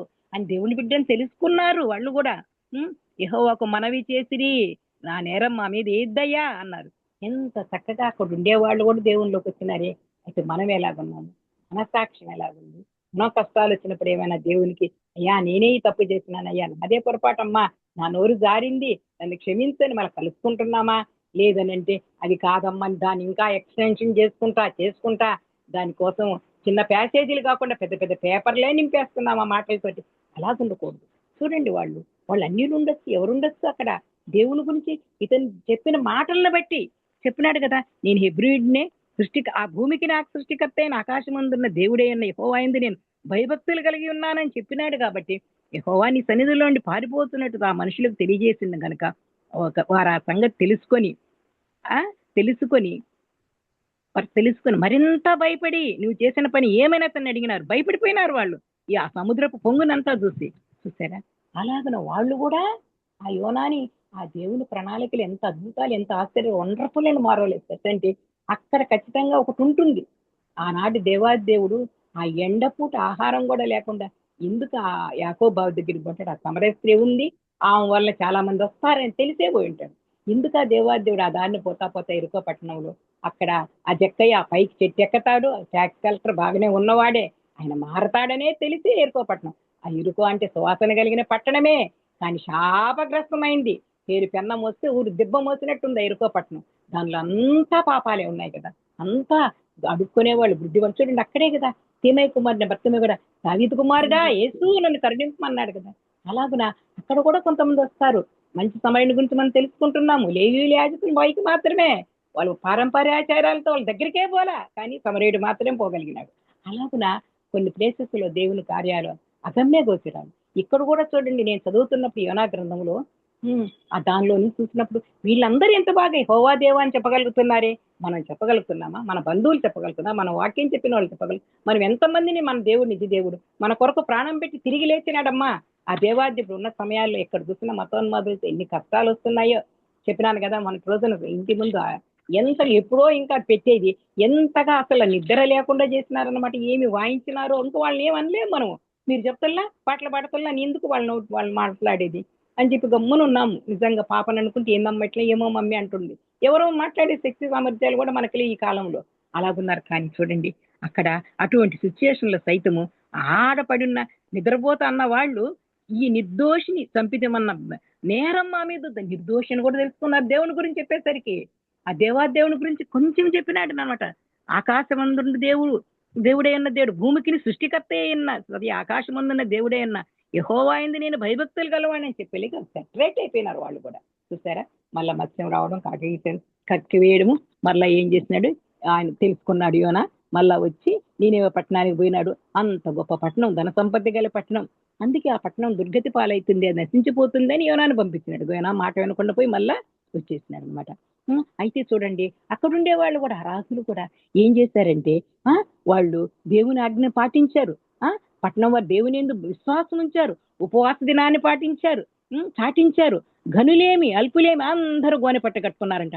ఆఖరాగా చూడండి ఆ రాజవస్త్రాలు తీసేసి ఆయన సింహాసనం కూడా దిగేసినాడు, గోనె పట్ట కట్టుకొని బూడిదలో కూర్చున్నారు. కానీ వాళ్ళ ద్వారా ఆ పశువులకు కూడా మేత లేకుండా అయిపోయి నీళ్లు కూడా తాగలేదంట. ఎంత చక్కగా.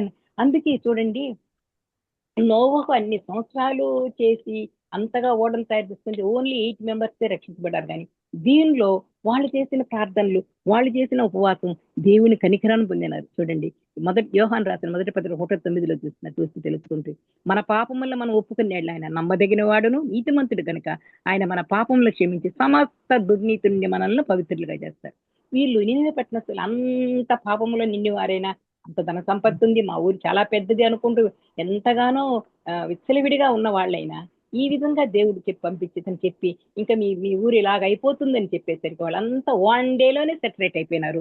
చూడండి, వాళ్లే కాదు, ఆ రాజే సింహాసనం మీద నుంచి దిగబడము, బొనిపట్ట కట్టుకోవడం, బూడిదల గురించి ప్రార్థించడమే, ఉపవాసం ఉండి ప్రార్థించడమే కాదు కానీ అక్కడున్న పశువులకి మేత కూడా లేకుండా వాటికి కూడా వాటిని కూడా చేస్తున్నారు. చూసారా? వాళ్ళు చక్కగా ఏమని ఉందంటే ఆ నిర్గమ కాండంలో కనికరం పొందుతామంట. పాపిని ప్రేమిస్తారు, పాపాన్ని ప్రేమించదు. చెడు మార్గాలు విడిచిపోవాలి.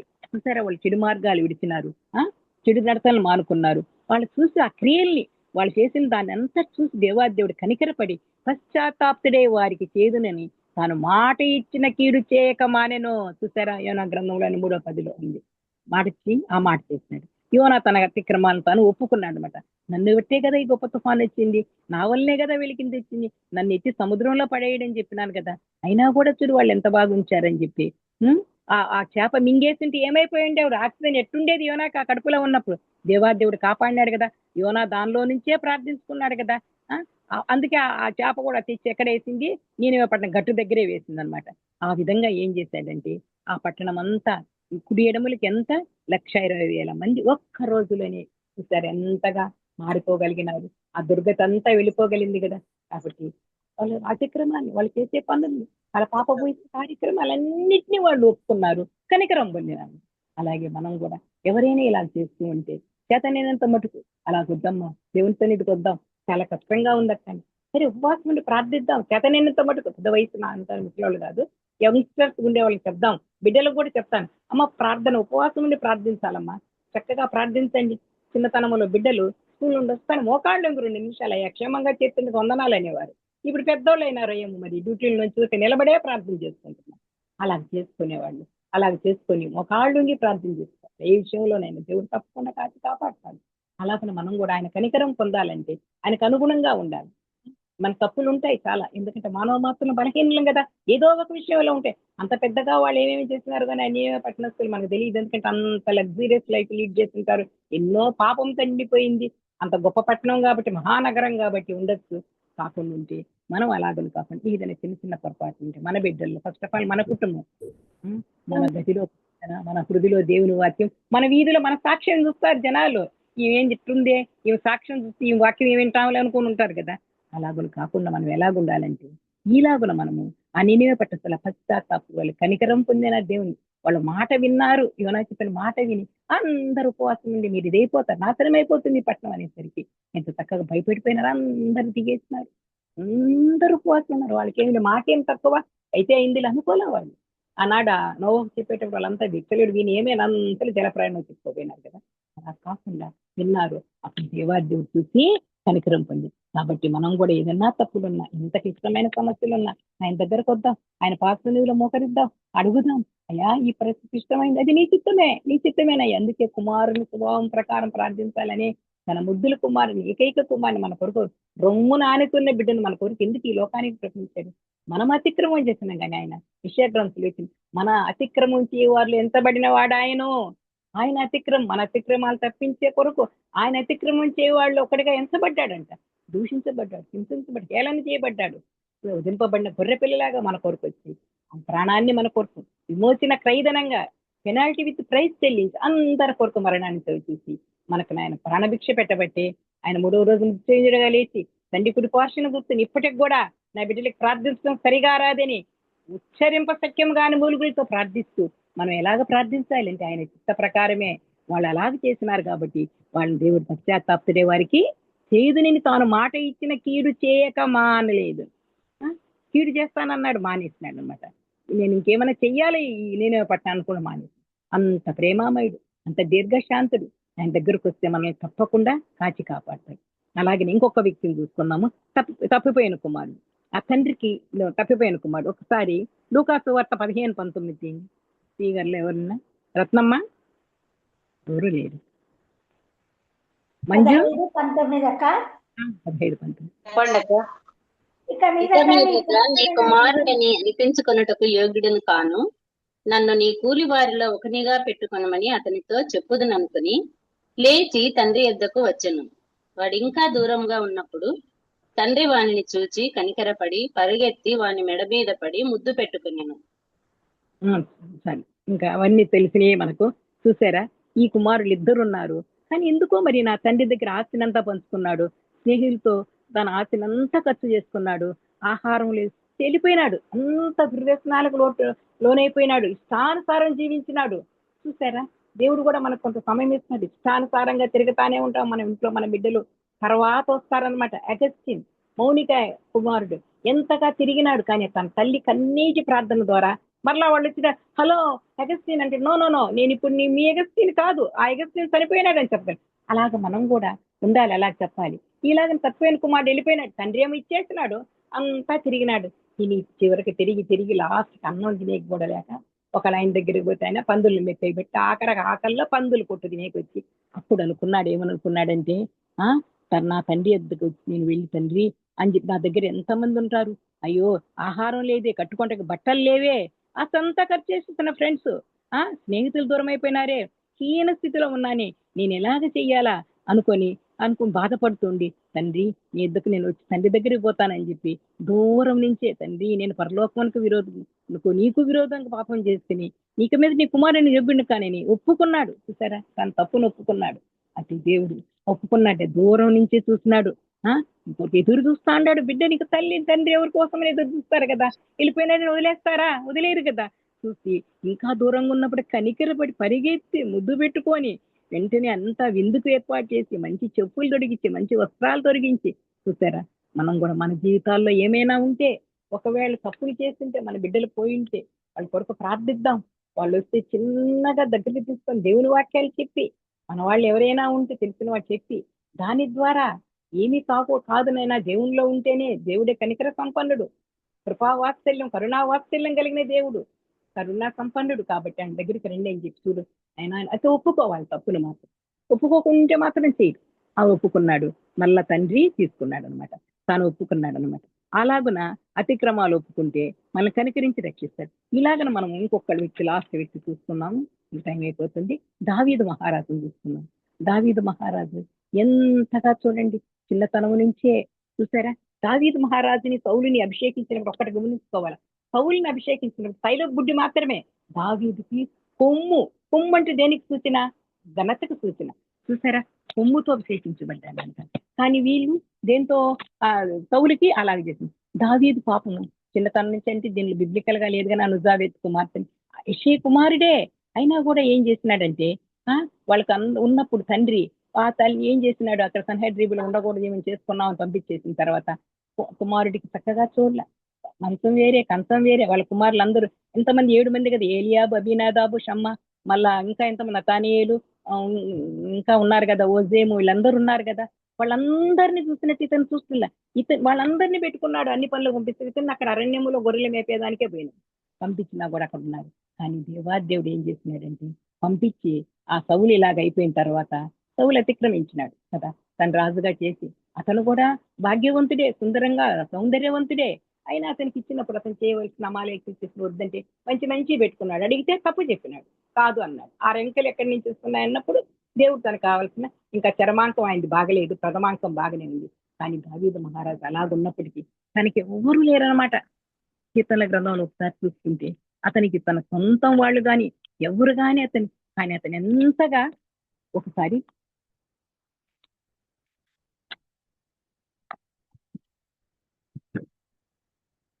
32:5 అధ్యాయం మందిలా 32:5 తీమ కీర్తన.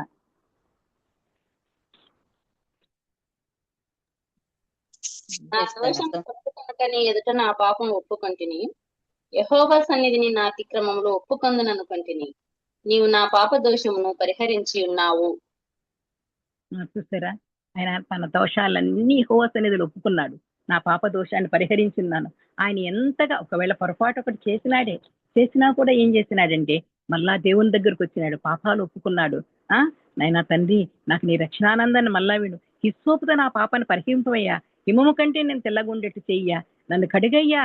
నైనా తండ్రి, నీ అంతరంగంలో నా పాపంలోనే నా తల్లి నన్ను గర్భం ధరించిందయ్యా, నేను పాపంలో పుట్టినానయ్యా అని చెప్పి దేవుని దగ్గర ఎంతగా, నా తండ్రి నాలో స్థిరమైన మనసు దయచేయ్యా, నేను తప్పు చేసినందుకు ఇవన్నీ ఎంతగా చేసినా అంటే, నువ్వు మందిరం కట్టడానికి వీలు లేదంటే ఏం కోప్పడలా, నిజమే కదా అనుకున్నాడు.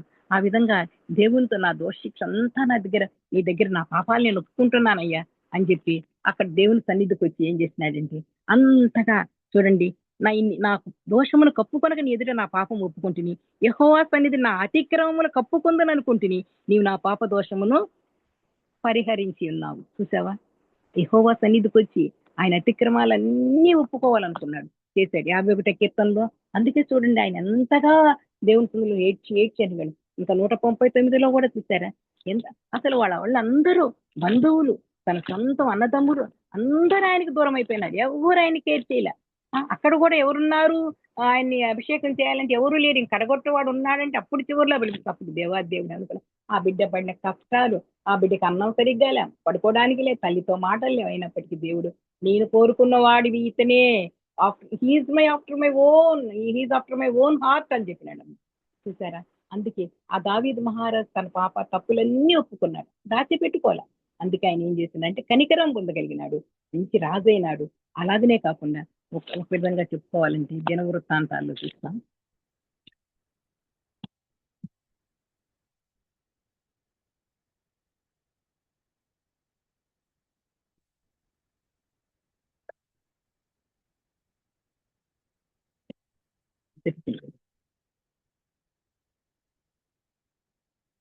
చూడండి, యెష్షై కుమారుడైన దావీదు ఇశ్రాయేల్ అందరి మీద రాజయ్యుండును.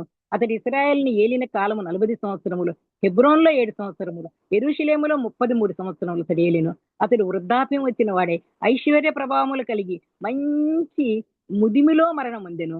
అతని తర్వాత అతని కుమారుడైన సొలొమోను అతనికి మారుగా రాజైన దావీదును అలా చూసారా, ఎంత చక్కగా చూసినారా. అతను ఎలాగైనా అతని ప్రథమాంకం ఎట్టిన కష్టాల్లో పుట్టినాడు.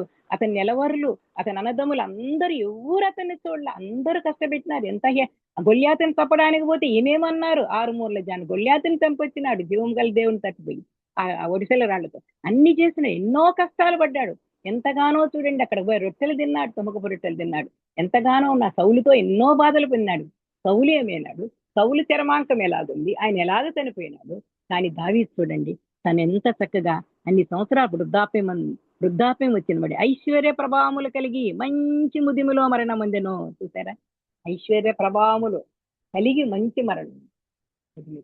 ఒకవేళ కష్టాలే పడ్డాడు, కార్యారంభం బాగలేదు, తల్లి చూడలా, తండ్రి సరిగ్గా చూడలేకపోయినారు. కానీ కార్యాంతం ఎంత బాగుంది. ఎందుకంటే ఆయన తన దోషిక్ష యావత్తు ఒప్పుకున్నాడు. శిక్షొప్పుతో నన్ను కడగమన్నాడు, నా ఎందు నీ శుద్ధ హృదయం కలిగిన్నాడు. అలాగే 139వ కీర్తనలో కూడా ఆయన ఎంతగా బాధపడి ఎంతగా దేవుణ్ణి అడుక్కుంటున్నాడంటే, యెహోవా నీవు నన్ను పరిశోధించి తెలుసుకొని ఉన్నావు అని చెప్తున్నాడు అనమాట. నీకు అసహ్యకరమైనది ఏదైనా ఉందే నాయనలో అంటే ఆయన నన్ను పరీక్షించి నా ఆలోచనలు తెలుసుకోను, నీకు ఆయాసకరమైన మార్గం నా ఎందు ఉందేమో చూడు, మంచి మార్గం నడిపింపు. చివరకు కూడా ఇంత వయసు వచ్చినా కూడా అలాగ అంటున్నాడు. అలాగ ఉండబట్టి ఆయన చరమాంకం బాగుంది. కాబట్టి ఎవరైనా ఎలాగున్నా ఒకవేళ అతిక్రమం దాచిపెట్టేవాడు దాన్ని ఒప్పుకొనేవాడు కనికరం పొందాడు. కాబట్టి మనం ఇప్పుడు అది కప్పుకున్న వాళ్ళు ఎంతమంది ఉన్నారంటే, మనం చూసిన ఆదామ వాళ్ళు కప్పుకోవాలి, ఆకాను కప్పుకోవాలి, అన్ని సఫేరాలు కప్పుకోవాలి. వాళ్ళు అలాగే అయిపోయినారు. ఆదామ వాళ్ళకి ఆ ఏదైనా తోటని పంపించేసినాడు, కడ్డు జ్వాలలను కూడా పెట్టి. ఇంకా వాళ్ళ ఇష్టం, వాళ్ళకి కొన్ని శిక్ష వేసినాడు, కొన్ని ప్రయాసతో ప్రసవ వేదంతో పిల్లల్ని కనాలని, నువ్వు మన్నయ్యే వరకు మట్టి చెమట వచ్చాలని చెప్పినాడు. ఇంకా ఆకానికి మరణమే వచ్చింది. అజ్ఞాతక్రమే పాపంలో జీవితం మరణం అనేది. అలాగే ఇంకా ఆ విధంగా చేసినారు. అన్ని సఫీరాలు తెలుసు, ఇద్దరు భార్యాభర్తలు ఎంత ఇవ్వాలి ఏం చేస్తారు, ఇద్దరు అబద్ధం ఆడినారు. కాబట్టి ఆ విధంగా వాళ్ళు అక్కడే మరణించారు. ఒప్పుకున్నా. యోనా కూడా పొరపాటు చేశాడు. నేనేదో పట్టణానికి చర్చికి వెళ్ళాడు, మరలా అక్కడ పాఠం నేర్పించినాడు దేవాదేవుడు. ఆ చేప కడుపులో పెట్టి కూడా ఆయన వేడుకున్నాడు. ఆయన ద్వారా అక్కడికి వచ్చిన వాళ్ళు కూడా దేవుని గురించి తెలుసుకున్నారు.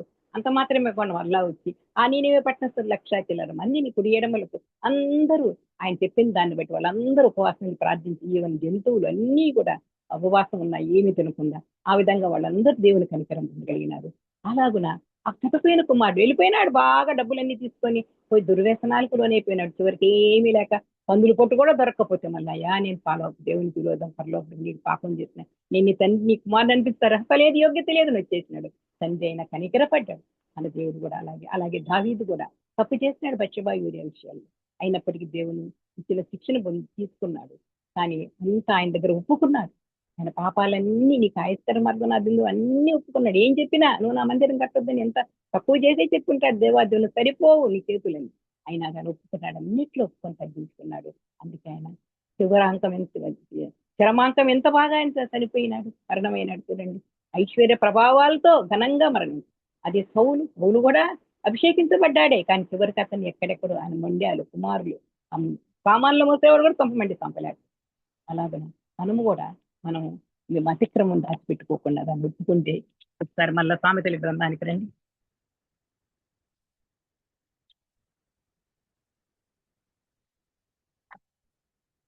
గట్టిగా క్లోజ్ చేస్తున్నాం. మన అతిక్రమములు దాచిపెట్టేవాడు వర్ధరుడు, వాడు ఒప్పుకొని విడిచిపెట్టేవాడు కనికరం పొందండి. చూసారా, దాచిపెట్టకుండా ఒప్పుకుంటే మనం కనికరం పొందుతాం. అలాగని మరొకసారి ఈ వర్షం కూడా చూస్తున్నాం మనం. ఆదాము చేసినట్టు నా దోషం దాచిపెట్టుకుని మహాసమూహమునకు భయపడి కుటుంబముల తిరస్కారమునకు జడిసి నేను మౌనముగా ఉండి ద్వారం దాటి బయలు వెళ్ళక రొమ్ములో నా పాపమున కొప్పుకొని నెడల పరమునున్న దేవుని దృష్టికి నేను వేషధారినవుదును. కాబట్టి మనం కూడా అలాగ రొమ్ములో కప్పుకొని మళ్ళా పైకి అందరు చూస్తారు, నన్నేమని అనుకుంటారు అనుకోకుండా ఆయన ఎదుటికొద్దాం. ఆ పిల్లోడు తప్పిపోయిన కుమారుడు ఎలాగొచ్చాడు, దావీదు ఎలాగొచ్చాడో అలాగొద్దాం. వచ్చేసి ఆయన పాద సన్నిధికి వస్తాం. ఏదైనా తప్పులుంటే మాలో ఏమీ లేవని మీరు అనుకుంటే, ఒకళ్ళు ఉండేవాళ్ళు మన ఇంట్లో వాళ్ళు మన సోదరుల వాళ్ళు ఉంటే కూడా చేసి భయపడుతూ ఉంటే ఒకవేళ చిన్న పొరపాట్లు చేసి వాళ్ళని దగ్గరికి పిలుస్తాం. అమ్మా కడవరి దినాల్లో ఉన్నాం, కొంచెం కాలమే మిగిలి ఉంది, ఎత్తబండ గుంపులో నువ్వు రావాలి, నువ్వు కూడా రావాలి మాతో పాటు ఆ పరలోకంలోకి రావాలి అని అంటే ఆయన దగ్గర ఆ రాజ్యంలో ఉండాలంటే రాజులేని యాజక సమూహాలు చేర్చబడాలంటే హృదయం మంది ఇస్తుంది నోటితో ఒప్పుకుంటే చాలు, అంతే సూక్ష్మంలో మోక్షం పరలోక రాజ్యం వస్తుందని చెప్పి. అంతేగాని దాచిపెట్టుకొని ఈ లోకంలో మనుషులకు భయపడి బంధువులకు భయపడుతూ అట్లాగే రొమ్ములో పెట్టుకుంటే వేషధారి జీవితంగానే ఉంటాం. నాకేం తప్పు చేయలేదని చెప్పుకోకూడదు. ఏది ఉన్నప్పటికీ బట్టబయలుగా దేవుని దగ్గర ఒప్పుకుందాం, ఒప్పుకునేటట్టు చేద్దాం. మనకిచ్చిన చిన్నపాటి ఆ జ్ఞానాన్ని బట్టి ఇతరులకు వాక్యం చెబుతూ ఏమున్నా ఏం చేసినా ఆయన కనికర సంపన్నుడు కాబట్టి ఆయన దగ్గర ఒప్పుకుంటే మనం కనికరం పొందుతామమ్మా ఆయన చెప్పి, ఆయన గురించి చెప్పి ఈ కడవరి దినాల్లో మనకు కూడా మనకిచ్చిన చిన్నపాటి జ్ఞానంతో కొన్ని ఆత్మలు సంపాదిద్దాం. ఆయన వద్దకు మనం పోతుంటే మన కోసం ఆయన విడిచిపెట్టుకున్న మహాభాగ్యాన్ని విడిచిపెట్టి ఆ సుతుల సింహాసనాన్ని ఆ ఐశ్వర్యాన్ని అంతా విడిచిపెట్టి తండ్రి అభీష్టం కోరుకు నా బిడ్డలు పాపంలో పుట్టారే, పాపంలో జీవిస్తున్న పాపంలో చేస్తే వాళ్ళు గట్టి అగ్నిగుండమే పాతాళమే, దానికి వద్దు నానా వెళ్ళు అంటే అన్ని తెలుసు ఎన్ని కష్టాలు పడాలో. అతిక్రమం చేయబడి ఎంత పడిన వాడిగా అయిపోయి మన కోసం ఆయన అన్ని దెబ్బలు తిన్నాడు. అంత మాత్రమే కాకుండా అందరితో హేళనాస్పదంగా ఉమ్మి వేయించుకున్నాడు, అన్ని చేసుకున్నాడు. అయినా కానీ అందరి కొరకు మరణాన్ని తవ్వి చూశాడు. అందరి విమోచన క్రయధనంగా ప్రాణాన్ని అర్పించాడు. 3వ రోజు మృత్యుంజయుడిగా లేచాడు. ఆయన రాకడ త్వరలో రాబోతుండగా అన్ని సూచనలు చూస్తూనే ఉన్నాము. కాబట్టి మనం కూడా చిన్నపాటి ప్రయాసతో మనం కూడా ఎవరికైనా వర్తమానం అందించి కొన్ని ఆత్మలు సంపాదించి ఆయన దగ్గర ఇంతగా మన కోసం ప్రాణమే పెట్టిన దేవాదేవునికి మనం ఏమిస్తాం? ఏమిచ్చినా మనం రుణగ్రస్తులమే. మన రుణపత్రాన్ని ఆ విధంగా 3 మేకులు వచ్చి చీల్చి వేసినాడు కదా. కాబట్టి మనం కూడా కొన్ని ఆత్మలు సంపాదించడానికి మనం కూడా మనలో ఏమన్నా ఉంటే, ఫస్ట్ ఆఫ్ ఆల్ నాలో ఏమన్నా అతిక్రమం ఉంటే వాటిని తప్పుకోకుండా ఒప్పుకొని ఆయన కనికరాన్ని పొందాం. అటువంటి కృప మన దేవాదేవుడు మన అందరికీ అందించాక. ఈ సమయం ఇచ్చిన దేవాదేవుని పొందనాలు. ఏమన్నా తప్పు ఉంటే దయచేసి క్షమించండి. వందనాలక్క. వందనాలు.